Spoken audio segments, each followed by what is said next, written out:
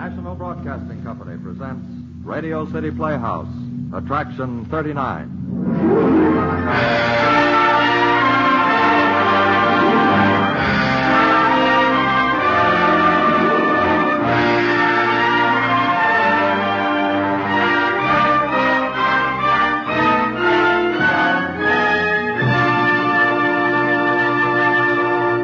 Ladies and gentlemen, here's the director of Radio City Playhouse, Harry W. Junkin. Thank you, Bob. Friends, before we begin our show, Radio City Playhouse, on behalf of NBC and station WFAA Dallas, extends hearty congratulations to the Dallas Morning News on the formal dedication of its new building and its 108th birthday. Good luck and continued success to the Dallas Morning News. And now a word about Mr. Bill Lipton, our star on tonight's show. Although he is only 22, he has had 12 years' experience in radio. On the Playhouse, he has appeared in such varied roles as a French porter, a drunken husband, and on our Christmas broadcast as one of the three wise men. He is one of the most versatile actors we know, and in spite of taking 3 years out to serve in the Navy, he will receive his master's degree from Columbia University in June. All this, from a young man of 22, compels our respect and admiration. Here is Bill Lipton playing Frank Jackson in Murder is a Matter of Opinion, Attraction 39 on Radio City Playhouse.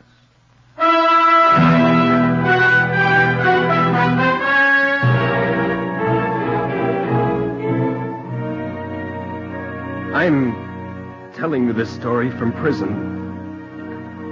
I've 11 more days before they electrocute me for murdering my brother. I didn't kill him. As God is my solemn judge, I did not kill my brother. I'll tell you everything I know, and perhaps you can figure out why I'm here. I can't.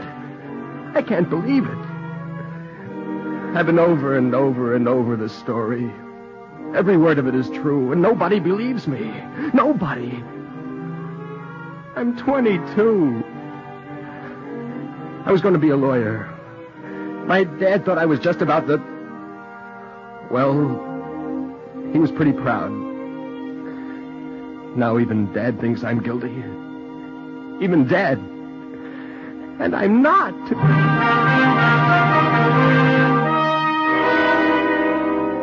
I'd like you to understand me. I was the... Well, I talked fast and too much, and I guess maybe I was a smart aleck. Well, that's not so terrible, is it? I'm only 22, and... Well, I'm not a smart aleck anymore, if that's any consolation, anybody. Brian, my brother, was quieter. He was a year younger than I, and he didn't talk nearly as much or as fast or as often. That's why he never won an argument with me in his life. And believe me, we had plenty. But they weren't fights. They were, well, two brothers. We razzed each other, but it was all fun. Underneath, we were brothers. In our first year of law school, we were real eager and talked pretty big about legal points. But Brian never won an argument. Never.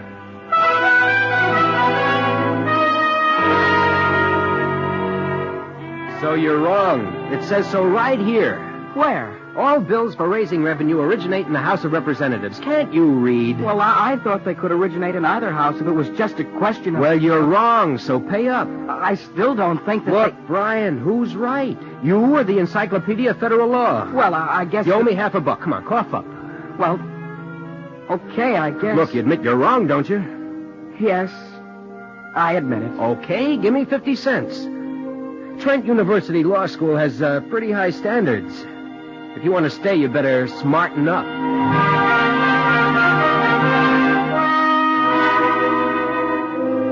In our second year, we began to disagree violently about capital punishment and murder. Brian was obsessed with the idea that all kinds of innocent people had been executed for murders they didn't commit.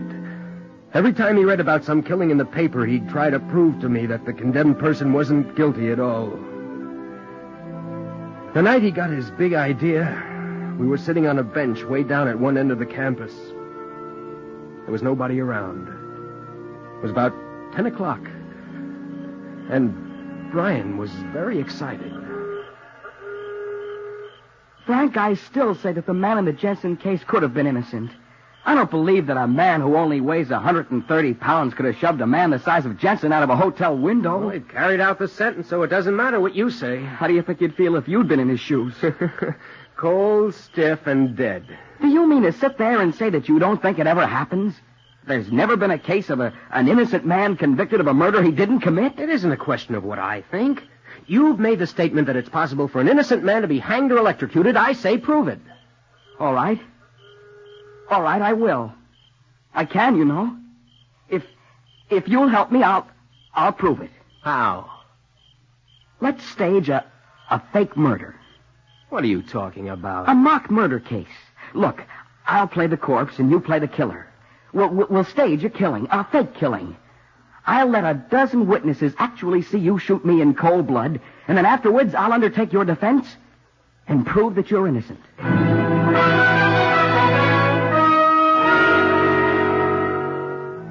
If I'd only said no. If I'd only admitted that perhaps it was possible for an innocent man to be hanged or electrocuted. Why couldn't I have agreed with him? Why couldn't I let him have his say, and if I disagreed with him, kept my opinion to myself? I don't know. Actually, his suggestion wasn't as strange as it sounds. Each year, the moot court of the law school secretly planned and enacted some sort of crime. The crime was committed on the campus, and no one knew about it except the chairman of the moot court, the victim, and the criminal. The idea was to catch the students by surprise and give them realistic experience in criminal procedure. Brian and I decided we'd stage our own mock crime. Well, that's all it ever was. It was a gag right from start to finish. I don't know where the slip-up was. I don't know who it was that hated Brian so much that... Well, I just don't know where it went wrong. We worked it out very carefully. Brian drew up a week's schedule. We even made a bet of $50, 2 months' allowance. He was convinced he could win, and even I began to get interested. We had to be sure that nobody had the slightest suspicion it was all a planned affair, so we made the bench down at the end of the campus our private conference room. We met there every night before going to bed, and at last we got all the details worked out. Well, we're just about ready, Frank. I've written down what you're supposed to do. Memorize it and then burn it. We'll commit the murder next Monday. That gives us a whole week. All right, next Monday. First, we've got to establish a motive. You've got to make everybody on the campus think that you hate me like poison. A week isn't very long. Well, it's long enough. We'll pull the watch gag in the cafeteria tomorrow. Oh, can you suggest to Tom Benson that he have lunch with you? Well, sure, I guess so. Well, ask him tonight. You be in the cafeteria at 12:30. I'll come in about 12:45. I'll be sure that somebody sees me put my watch on the bed tomorrow, and you steal it right after breakfast. Okay? Right after breakfast. You know your lines? We rehearsed them often enough. You sure you don't mind the sock in the jaw part? Oh, just don't get too enthusiastic, that's all. Well, it's difficult to fake if I don't hit you reasonably hard. I guess I can stand it for once. You'll hit me on the word contemptible. Yeah, that's right. I tell you, Brian, you've lost your $50 right now. Want to make it 100? 4 months' allowance. Are you crazy? I'm going to win this bet, Frank. You wait and see. Well, come on, it's getting late. You go back first. I'll see you in the cafeteria tomorrow at 12:45.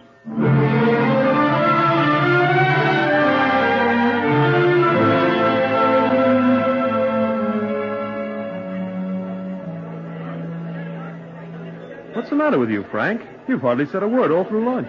It's Brian, Tom. Is something the matter? I've just discovered that my kid brother's a heel. He's also a liar. Oh, now look, Frank, that's no way to talk about Brian. He's a cheap, sneaky little punk, and he makes me sick. He's just come in, Frank. It's a public cafeteria. I suppose you've got your reasons, but it doesn't seem like a very nice way for two brothers to act. Tom, I could tell you stories about that kid that would make your hair curl. Drop it. He's coming over here. Oh, why can't he eat by himself? He knows how I feel. He's always trying to force in on people. Frank, here he comes. Frank, I'd like a couple of words with you. Oh, look, fellas, I gotta get Sit going. still, Tom. Finish your coffee. I'd like you to get a load of what my father expects Trent to make into a lawyer. Where's my watch, Frank? What are you talking about? My watch. I left it on the bed this morning while I went to shower. It's gone. So what? I want it back. I haven't got it.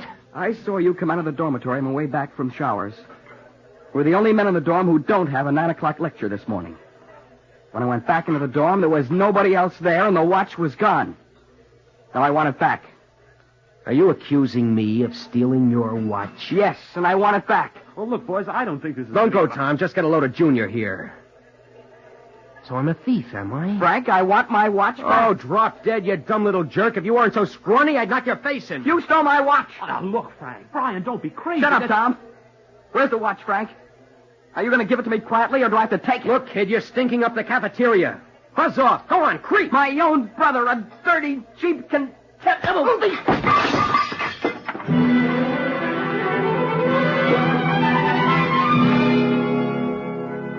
Oh, we were pretty convincing. Brian knocked me down. Dishes were broken. Everybody in the cafeteria stood rooted to the spot. In an hour, it was all over the campus. Everybody knew that the Jackson brothers were fighting. Everybody believed it. Neither Brian nor I made a single slip. The next night, we had a row in the dormitory. On Wednesday, I threw a milkshake at Brian in the milk bar. Thursday, we got hauled up before the dean and told that if we couldn't behave like gentlemen, we'd better leave. Friday, we had a row at basketball practice. Saturday night at the third-year prom, we had a fist fight in the middle of the floor over Brian's girl. Elaine cried and went home alone. Oh, it was a build-up. A real grade-A build-up. And all of it was planned. All of it. I can't understand why people won't believe it was a gag. Well, anyway, on a Sunday night preceding the murder, we had a last conference on our bench. It was a perfect setup. Perfect. Oh, it's perfect, Frank. Perfect. Tomorrow we'll pull the murder. Oh, I picked up a gun today. Here. Good night, Brian. Where'd you get that thing? I stole it from the sports office. It won't be needed until track practice on Wednesday. Don't worry, I'll put it back. It's loaded with blanks. Are you sure you can put it back without being caught? Sure. Now, is everything set for tomorrow? You'll be in the bookstore at 12:15, right? Right. In the history section near the door. I'll come in about 1. I'll yell out your name. You turn around, and I fire twice. That's right. Incidentally, I'm filling a little paper cup with ketchup and putting it in my shirt pocket. When you fire, I'll clutch my hands to my chest, squeeze the ketchup, and fall. Oh, mess up a perfectly good shirt. Oh, it'll wash out. I'll play dead for 10 minutes and just lie there. And then you rush back to the dorm and wait for me. Then we'll have lunch and go over together and report the crime to the dean. Okay. Now, one last check. You're sure you haven't given this away to anybody? Oh, positive. And that slip of paper that I wrote out instructions on? Burn it. You think I'm crazy? If you could produce that paper, you could prove all this was a gag. Well, I guess we've thought of everything. I bet you're going to pull some phony self-defense gag. No? An insanity plea? Nope. You'll shoot me in the bookstore tomorrow. It'll be straight, deliberate, premeditated killing. And I'll get you off. It's a terrific stunt, if you can do it.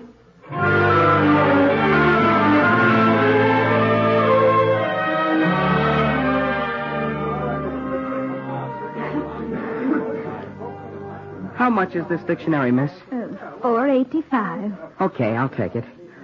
Can I charge it, please? Oh, certainly. What is the name, please? Jackson. Brian Jackson. Brian. Brian! But Frank, what's the matter? I told you I wouldn't take any more, didn't I? Well, I meant it. Frank, put down that gun. I've taken all I'm going to take. This is where you get it. Oh!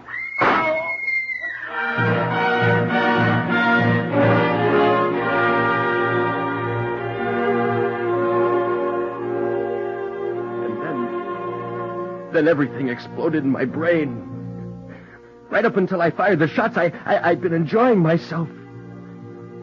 But there was something about the way Brian clutched at his stomach instead of his chest.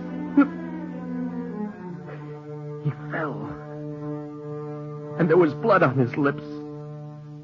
Real blood. Brian's blood. From there on, everything was a nightmare. Brian was dead before they could get him to the hospital.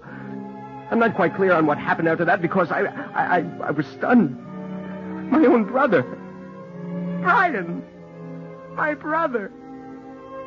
In some fantastic, unimaginable way, I shot him. They phoned the police, of course, and I managed to get a few words with the dean before they came to pick me up. I'm sorry, Frank. I don't think you'd better tell me all this. The police are the ones... Dean Harrison, you've got to believe me. You've got to. We planned the whole thing. Brian had always believed that the... Well, you see, we...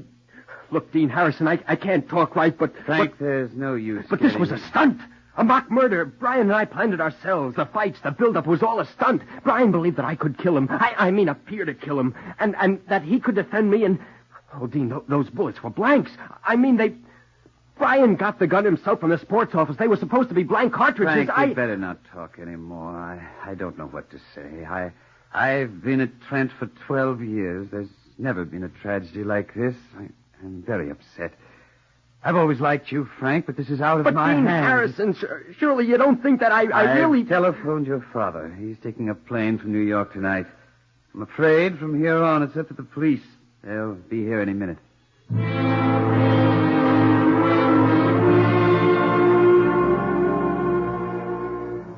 I can't recall what happened in the next 2 days. My father arrived. I was booked. They put me in a cell. Dad was rushing around about bail and trying to get Peter Cheney to come from New York to defend me. Dad looked haggard and older than I'd ever seen him look. He came every afternoon to see me.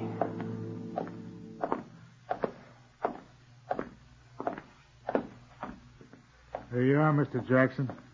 Thank you, God. Hello, Dad. Hello, Frank. Half an hour, Mr. Jackson. That's all you can have.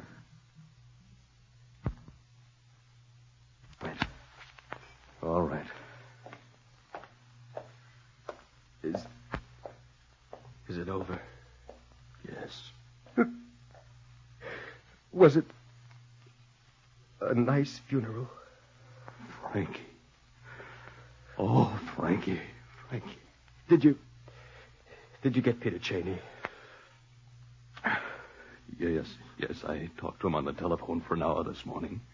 He said he'd take the case. What else did he say?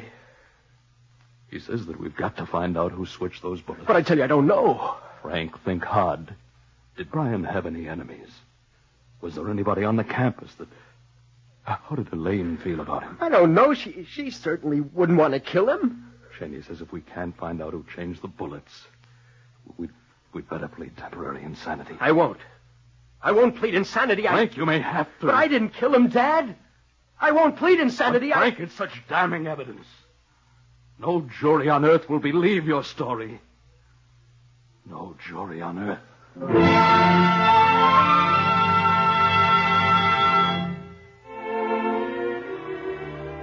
When I finally came up for trial, my father was a broken man.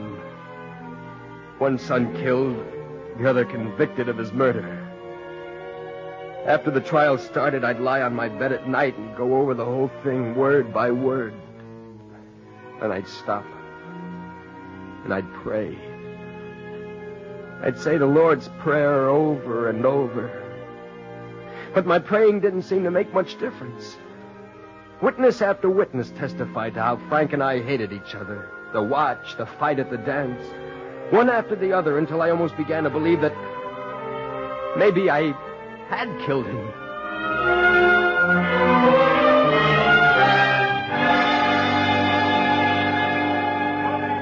Hamilton, and you're an undergraduate at Trent University. Yes, sir. You're acquainted with the deceased? Yes, sir. Now, will you tell the jury in your own words what happened on the Friday preceding the murder at the dance which you attended with the deceased? Well, we were dancing, and Frank cut in. Brian made some objection, and Frank struck him. Then Brian struck back, and Frank swore at him. What were the exact words that the defendant used? He said, "Damn you, I'll get you for this." Thank you. That's all. Your witness? No questions. Now,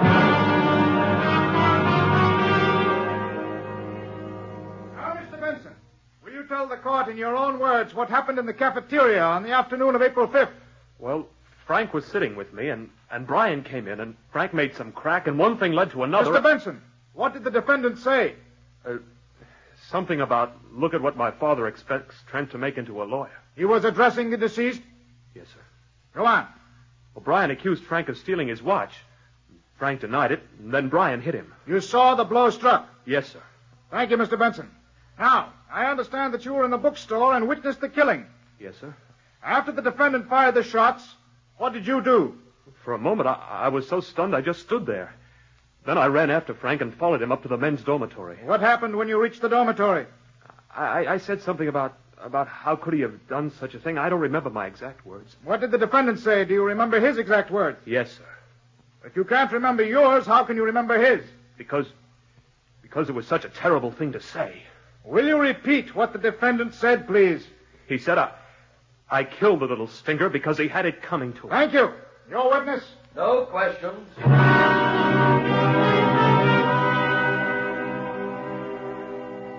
Mr. Jackson, am I to understand that the entire series of quarrels which you had with your brother before the murder occurred were intended as a stunt? Yes. Was the murder a stunt, too? Yes. No, it wasn't a murder. The bullets were blank, I tell you. Why do you keep questioning me like this? Mr. Jackson, it is not my idea that you take the stand. I will thank you to answer questions as they are put. I'm sorry. Have you no explanation of why there were real bullets in the gun? No. After your brother gave you the gun, did anyone else have access to it? Well, I don't know. Somebody must have. Did it leave your possession? No. I don't know. I left it under my pillow all day Monday. Did you tell anybody this? No. If the gun was loaded with blank cartridges, where are they? I don't know. If nobody else knew about the gun, if nobody knew it was under your pillow, who could have switched the bullets? I don't know. There are a great many things that you don't know, Mr. Jackson. I only know I didn't kill him. I didn't kill him, I tell you!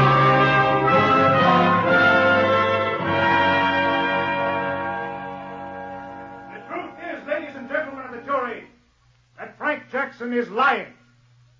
He is lying desperately in an effort to escape the consequences of his loathsome fratricide.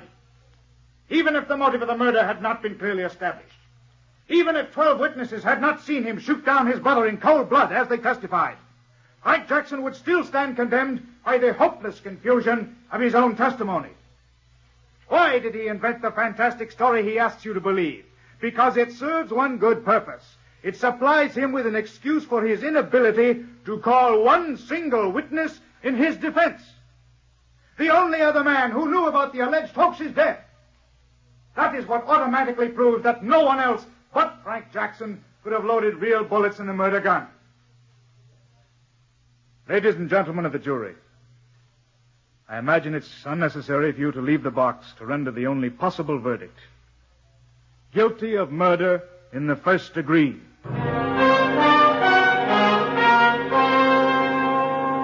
Have you reached a verdict? Yes, Your Honor. We, the jury, find the defendant guilty of murder in the first degree as charged.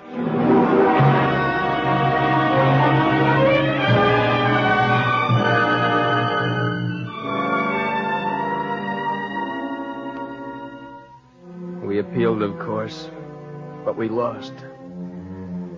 I've been found guilty by due process of the law I trust. And in 11 more days, I'm going to die in the electric chair. Up until we lost the appeal 3 days ago, I hadn't given up hope. Now I know that nothing can save me. I also know that I didn't kill Brian. And somehow, somewhere, the man or woman who changed those blank cartridges for real bullets, somehow he or she will pay. I have no emotion left. I can't cry or pray or do anything but wait. 11 more days of waiting.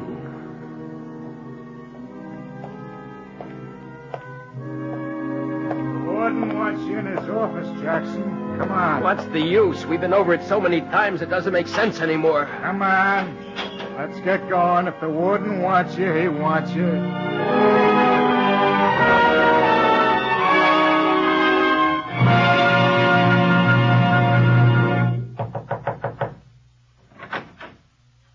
There's a prisoner, Warden. Come in, Jackson. What do you want now? Come in, son. Sit down. Son, a few moments ago, I received a visit from a notary public, a Mr. Bixton. He had an amazing story. It seems that 3 days before your brother died, he went to Mr. Bixton and wrote out a statement which he made Mr. Bixton witness without reading. A statement? It was sealed in an envelope in Bixton's presence and kept in his safe. Your brother told Bixton you were going to be tried for a crime. But if you were convicted, Bixton was to bring this letter to me 3 days after his sentence was passed. He did as he was told, for which your brother paid him $50. Bixton's outside now, dictating his testimony. Now, this is the letter your brother wrote. Here, read it. To whom it may concern. This is an open letter to my brother who will probably need it. Dear Frank, I hope you'll forgive what I did to you. It was I, Brian Jackson, who replaced the blanks in your gun with real bullets. You didn't know it, but Dr. Cordner had given me just 3 months to live. Heart, he said, and incurable. I chose this way because I didn't want a lingering death. And because I wanted you to know that an innocent man can be convicted of murder and sentenced to death. This letter will bring you your freedom, but I hope you will admit now that murder is a matter of opinion. Yes, Frank, whether you like it or not, murder is a matter of opinion. Your loving brother, Brian.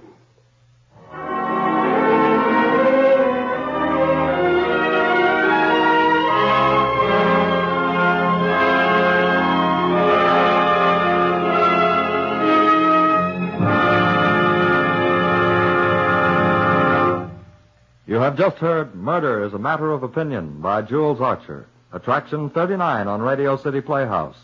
The story was adapted for radio by Harry W. Junkin, who also directed the production.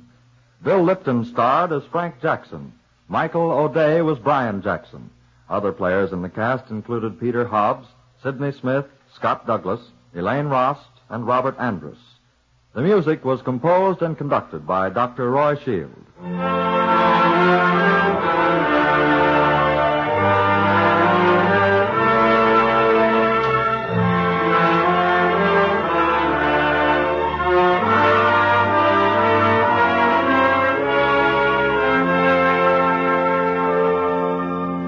This is Harry Junkin again. Our sincere thanks to Bill Lipton and Michael O'Day for their splendid performances tonight. Next week, we hope you'll be with us again at this same time for another story on Radio City Playhouse. Next week, Attraction 40 on Radio City Playhouse. Good night, everybody.